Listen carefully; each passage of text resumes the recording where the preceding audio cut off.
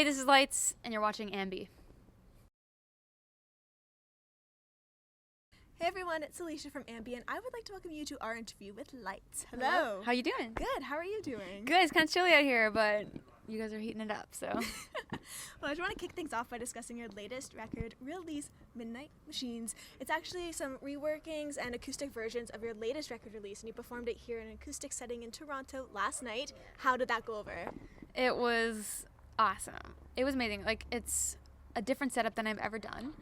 And I was nervous because when I do something new, it's always makes me kind of nervous, but excited. Because we've had to, for this set, we've had to not only, perform the Midnight Machine songs, which are new as it is, but rework a selection of old songs from the first record and the second record and do them in Midnight Machine style. And this is our first time working with a string section. It's kind of our first time as a band playing really stripped back for a full set. So it's really empowering and cool because it's just so raw and natural. But it was fun. It was amazing. I had a good time. I ended up playing for like 2 hours. Oh, wow. Not really realizing. I'm sure the fans appreciated Yeah, that. I don't think they realized either. We're like, holy, it's really late. In the moment, I guess, Yeah. right? Well, the cool thing is you're familiar with releasing acoustic releases because you did it for your last 2 albums. Yeah. So when it came to this one, how'd you narrow down the tracks and kind of figure out which were going to make this release?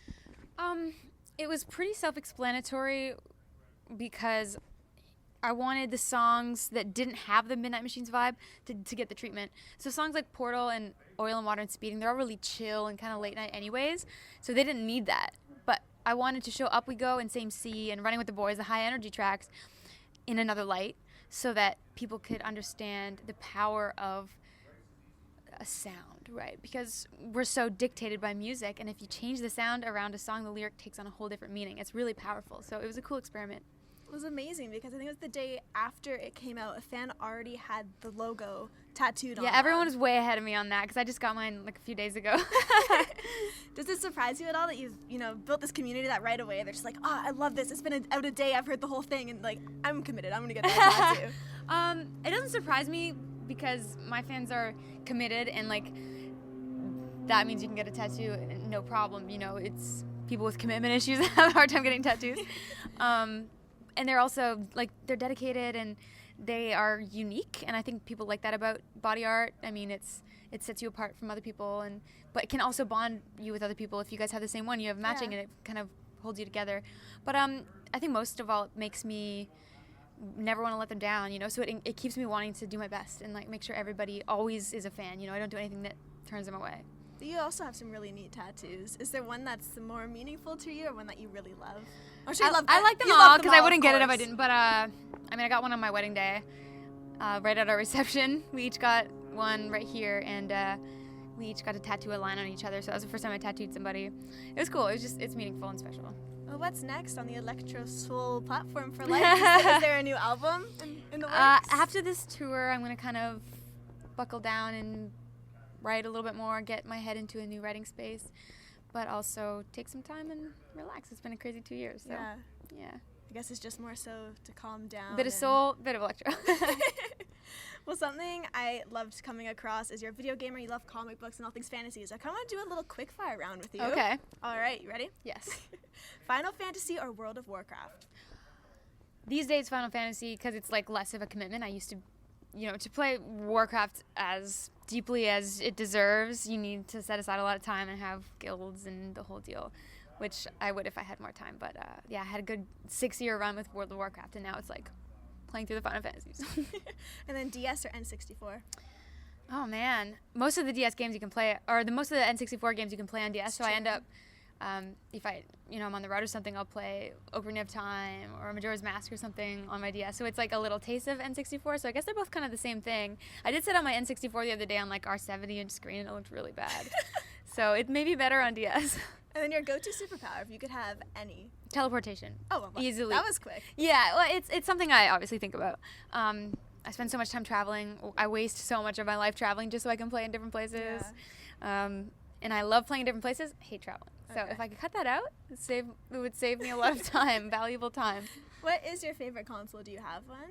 Yeah, I have an Xbox. Okay. I haven't even upgraded to the one yet. I'm like stuck in the old ages, but I just all the games I'm still working on are on 360, and I've just been playing that. And the last one, Zelda or Mario Kart? They're both different. They're both like a I knew different that was going to be a little bit of a stumper. Yeah, I mean, it's like Mario Kart's awesome for group settings, right? When everyone's hanging out, it's the best playing Mario Kart. But if I'm alone, definitely Zelda. Well, one thing fans really wanted to know is we keep seeing photographs of this massive cat, Stanley. Yeah. It's like a bear. He looks like a little bear. Yeah. So it's definitely a cat. What kind? Yeah. What kind of cat is he? Well, I think he's like just a mixed breed, but I would say he's like a Norwegian forest cat meets like Maine Coon. He's really big and like not just fat and furry. He's like big bone. I've never he's seen big feet. a cat that large. Yeah, he's massive, and he's like the best personality. So I don't know. If I ever found another cat exactly like that, I would pick it up in a heartbeat. He's not gonna last forever. And then I actually came across something saying you're a survivalist. Yeah. How did you get into that? How did that whole book and world open up to you? Honestly, I don't know. Like, it's always something that my mom and I have, like, we have this unified sense of love for, like, apocalypse movies and dystopian novels and that kind of thing. So I have this excitement for it or something, I guess, built in.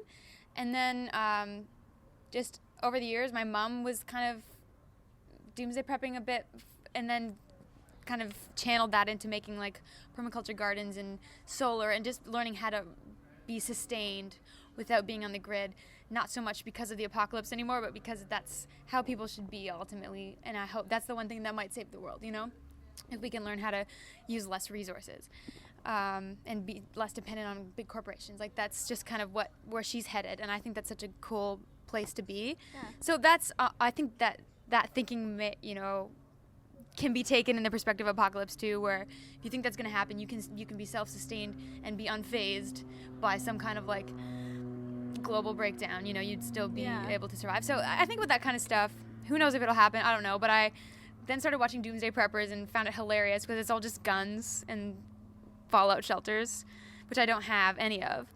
But it got me thinking about plans and thinking ahead, and I've been reading like books, and it's good to know, like, can I eat this if I'm stuck in the wilderness?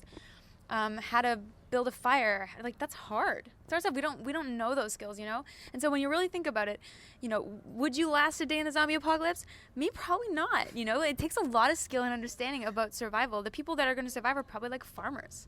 You know, they know how to like exist with nature, and yeah, I don't know. It's just something I'm interested in. I love that. It's kind of a cool thought too, because we get so stressed out and wrapped up in like our everyday lives and about all these little stupid nuances and intricacies of like pressures of the world.